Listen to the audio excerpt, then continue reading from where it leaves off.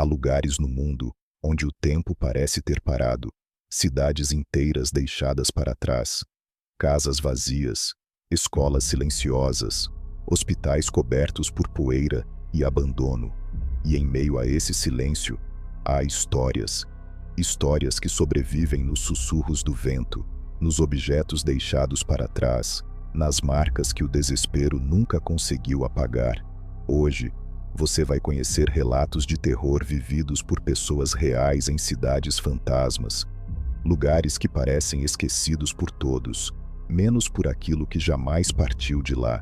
Prepare-se para adentrar a escuridão do esquecimento, porque nem tudo que está abandonado está vazio.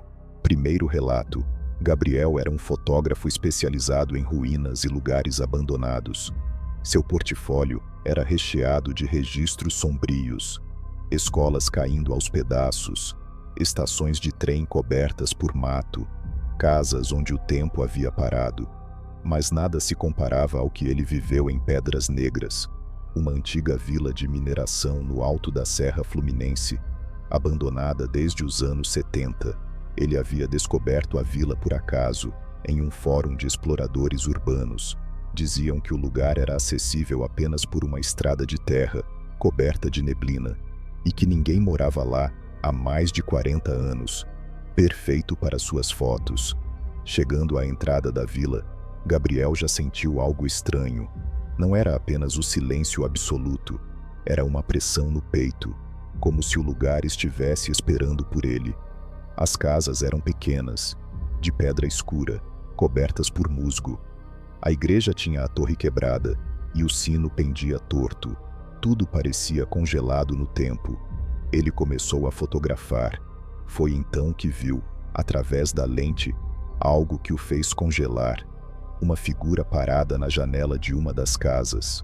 Um homem velho, com roupas de época, olhando fixamente para ele. Gabriel baixou a câmera e olhou de novo. A janela estava vazia. Pensou que era uma ilusão. Seguiu fotografando, mas a figura apareceu de novo, em outra casa, depois, na entrada da igreja. Cada vez que ele olhava diretamente, sumia, mas pela câmera, estava lá. O medo começou a crescer. Gabriel resolveu ir embora. Mas quando voltou para o carro, percebeu algo terrível. A estrada havia desaparecido. Não havia mais sinal de entrada, nem marcas de pneu. Era como se nunca tivesse vindo por ali. O mato engolira tudo. Tentou caminhar de volta usando o GPS, mas o sinal estava morto, e ao olhar para trás, viu a cidade mais próxima, como se estivesse se movendo, como se as casas estivessem lentamente cercando-o, fechando os caminhos.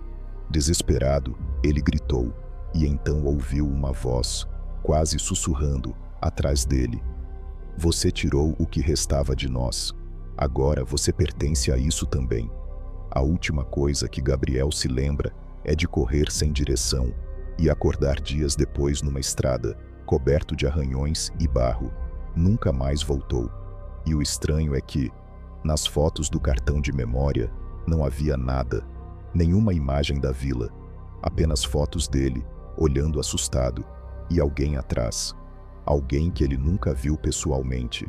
Segundo o relato, Santa Beata era um daqueles povoados esquecidos no meio do sertão, cercado por um vasto vazio de terra seca, onde as estradas de chão levavam ao nada.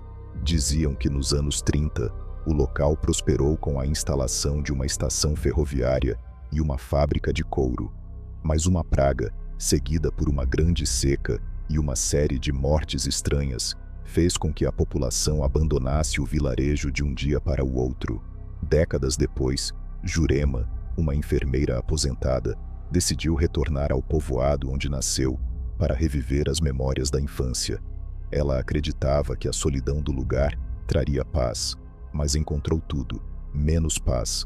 Ao chegar, viu que Santa Beata não tinha sido tocada pelo tempo. Era como se as casas estivessem esperando.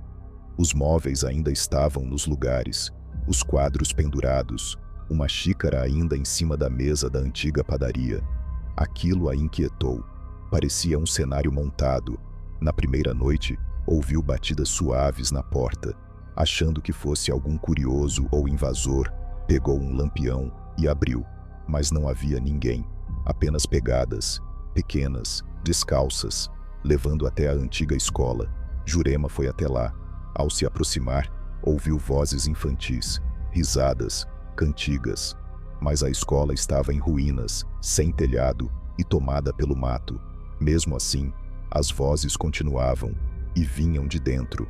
Ao entrar, viu as carteiras no lugar, as lousas limpas, uma professora com vestes antigas, virando-se lentamente para encará-la. As crianças sentadas, imóveis, nenhuma expressão, nenhum som, tudo paralisado. Quando Jurema recuou, a professora caminhou até ela, flutuando, e disse, com uma voz que não combinava com seu corpo: "Você voltou. Agora ninguém sai." Jurema correu de volta à casa, pegou sua mochila e tentou sair pela estrada. Mas a cidade parecia girar em círculos. Ela andava, e tudo levava ao mesmo ponto. As casas, sempre à direita, o mesmo poste quebrado, o mesmo cachorro morto na calçada. Ela ficou ali por 7 dias, ou pelo menos achou que foram 7. Foi resgatada por um grupo de exploradores que a encontrou vagando, desidratada, repetindo a mesma frase: "As crianças, elas não me deixam ir embora." Hoje, Jurema vive num abrigo, em silêncio. Nunca mais falou de Santa Beata, mas à noite canta cantigas de roda, em voz baixa, como se ainda estivesse lá. Terceiro relato. Rodrigo era um documentarista iniciante, apaixonado por histórias esquecidas do Brasil profundo. Seu novo projeto era filmar locais submersos por represas nos anos 50 e 60, quando comunidades inteiras foram relocadas ou simplesmente ignoradas. Foi assim que conheceu a história de Araçuá, uma antiga cidade afogada após a construção da represa de São Clemente. As ruínas de Araçuá só podiam ser vistas em épocas de seca extrema, quando o nível da água baixava e revelava os escombros. Uma igreja aqui, uma praça ali e até um cemitério parcialmente à mostra. Rodrigo conseguiu uma autorização especial e partiu com seu drone, câmera e lanternas de mergulho. O sol castigava o solo rachado e no fundo do antigo vale, as torres da igreja surgiam como ossos de um gigante morto.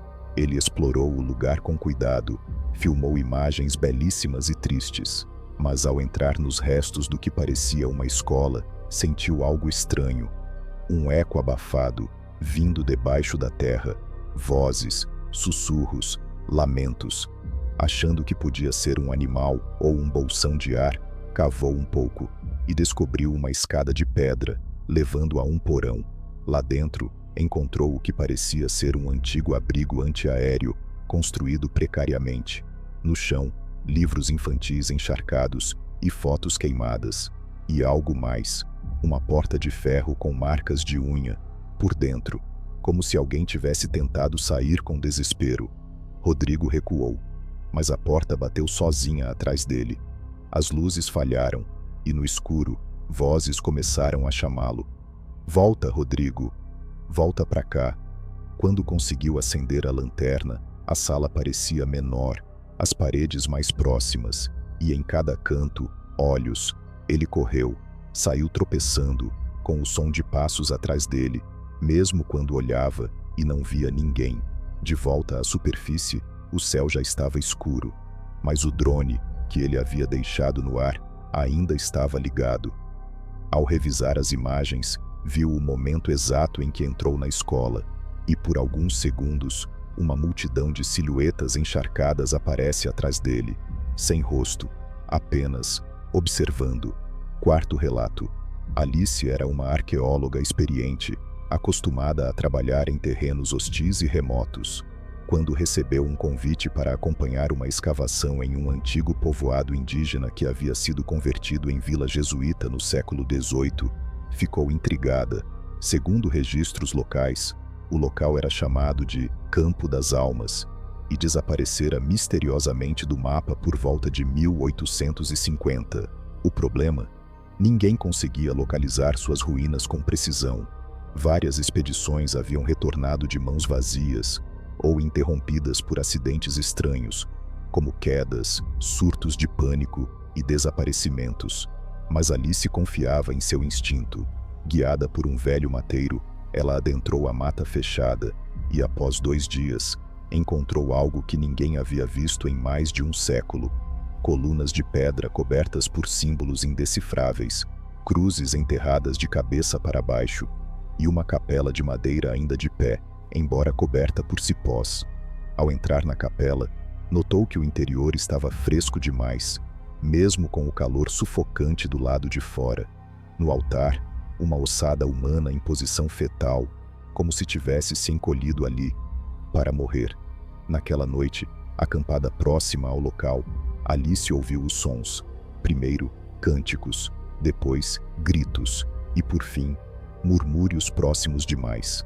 Ao acender a lanterna, viu que o chão ao seu redor estava coberto por pegadas, mas não pegadas comuns. Elas pareciam de pés descalços, pequenos, e estavam todas viradas na direção da sua barraca. Saiu correndo, tropeçando na lama. Quando olhou para trás, a capela parecia viva, as velas acesas, a porta batendo sozinha, e no batente, uma silhueta com um capuz, sem rosto visível. Alice foi encontrada horas depois, em estado catatônico. Repetia apenas uma frase: "O padre ainda prega, e eles ainda ouvem." Quinto relato. Beto era um velho pescador acostumado a lidar com marés traiçoeiras e lendas costeiras. Morava sozinho, num vilarejo modesto ao norte do Pará, quando ouviu, por rádio, um boato. Uma antiga vila de pescadores chamada Praia dos Esquecidos havia reaparecido depois de décadas submersa por causa de uma mudança nas correntes marítimas. A vila tinha sido abandonada nos anos 70, após uma sucessão de tragédias, sumiços no mar, crianças doentes, redes vazias. Diziam que os antigos pescadores haviam feito um pacto com uma entidade marítima para garantir fartura, e que o preço cobrado foi alto demais, movido pela curiosidade e pela saudade do irmão que sumira na juventude. Beto partiu em sua canoa, cruzando a costa até avistar a faixa de areia e as ruínas que emergiram entre os mangues. Era como se o mar tivesse recuado para expor os pecados da vila. Ancorou e explorou a praia. As casas de madeira estavam afundadas até a metade na areia, mas intactas. Um barco velho ainda estava preso no cais podre, com velas rasgadas. Mas o que mais chamou a atenção foi a igrejinha, com uma imagem de santa perdida e uma inscrição apagada na fachada. Lembrados por ela, esquecidos por todos. Beto ouviu um canto vindo do mar, baixo, melódico e familiar, a voz do irmão.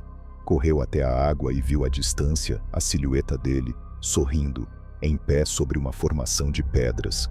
Entrou no mar, chamou por ele, mas quanto mais nadava, mais longe a figura ficava, até que percebeu, estava cercado de pessoas, no fundo, olhos abertos, corpos flutuando lentamente, e uma mulher, com pele azulada, cabelos longos como algas, que o observava debaixo da superfície, como se esperasse um aceno. Beto voltou nadando em pânico. Na praia, as marcas dos pés estavam ali, várias, indo e vindo da água, mesmo ele estando sozinho. A vila estava escura, e o céu estava coberto de aves que não se moviam. Dias depois, a canoa de Beto foi encontrada à deriva. Dentro dela, uma rede de pesca e um pedaço de corda amarrado, como se alguém tivesse sido puxado dali. Seu corpo nunca foi encontrado, mas em noites sem lua, moradores dizem ouvir alguém assobiando no mar, e a imagem de um velho pescador parado na beira d'água, chamando o irmão. Sétimo relato. Márcio trabalhava há anos transportando suprimentos para comunidades ribeirinhas e canteiros de obras no meio do Amazonas. Era experiente em trilhas isoladas, travessias de balsas e atalhos fechados pela mata, mas nunca tinha ouvido falar da vila de Iandemirim, até que um homem, aparentemente um engenheiro, contratou seu serviço para levar equipamentos até lá.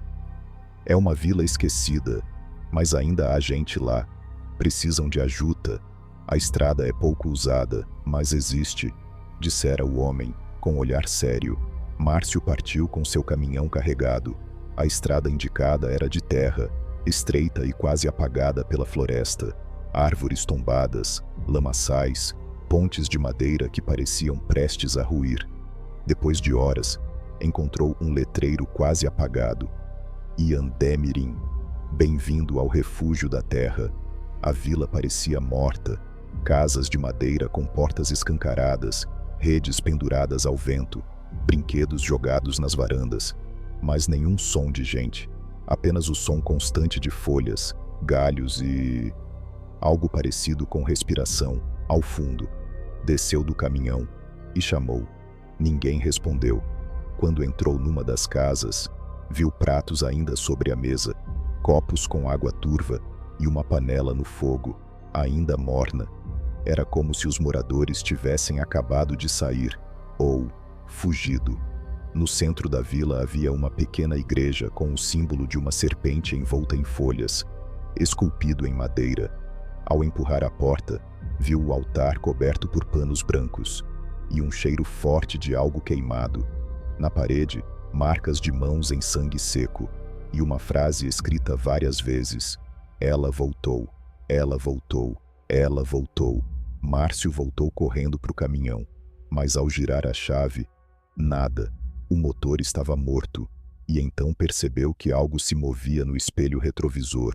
Atrás dele, saindo da floresta, dezenas de figuras, magras, nuas, com os olhos totalmente negros. Algumas tinham a pele coberta de folhas, outras arrastavam galhos, como se fossem parte da vegetação. Márcio correu pela estrada a pé. Não lembrava de ser tão longa. A floresta parecia se fechar a cada passo. Os sons de gritos e sussurros vinham de todos os lados. Árvores com marcas de rostos, raízes que se enrolavam como serpentes. Foi encontrado 3 dias depois por um helicóptero da Defesa Civil. Estava em estado de choque, desidratado, e só conseguia dizer: "A vila respira, ela é viva, e não quer ninguém saindo." 8º e último relato. Alvoradinha era uma vila esquecida no coração do sertão baiano. Não aparecia em mapas modernos e só era lembrada nas histórias de caminhoneiros antigos que diziam que a cidade aparecia quando queria. Ninguém sabia ao certo se era um mito ou um tipo de maldição. Dona Teresa, já com mais de 70 anos, jurava ter vivido ali por toda a juventude. Ela contava histórias sobre um tempo em que a cidade era cheia de vida, com feiras barulhentas, missas de domingo e festas de São João que duravam 3 dias. Mas tudo mudou no dia em que chegou um homem, com um burro branco e uma capa escura. Ele apareceu durante uma seca severa, oferecendo chuva em troca de devoção. A vila aceitou, e naquela mesma noite, a chuva caiu como nunca antes. Poços se encheram, o açude transbordou, mas junto com a água vieram as vozes, e os sonhos, e os olhos vermelhos nas sombras. Alguns diziam que a vila havia vendido sua alma, outros que o homem era o próprio cão, disfarçado. No mês seguinte, a cidade sumiu, literalmente. Teresa contou que acordou numa cidade vazia, sem som, sem cheiro e sem céu. Tudo era cinza, tudo era igual, como um reflexo do mundo, sem vida. Ela passou anos tentando sair, anos, e tudo o que encontrava eram caminhos que a levavam de volta à mesma praça, ao mesmo coreto, à mesma feira abandonada. Até que um dia, um grupo de geólogos chegou à região em busca de cavernas fósseis. Um deles, sem querer, encontrou Teresa vagando pela caatinga, com roupas de outro século e falando como se ainda estivesse nos anos 60. Ela foi levada a um hospital, onde repetia: "A cidade tá viva, moço. A feira toca todo dia, mas é só assombração comprando o que não precisa, com almas que não têm."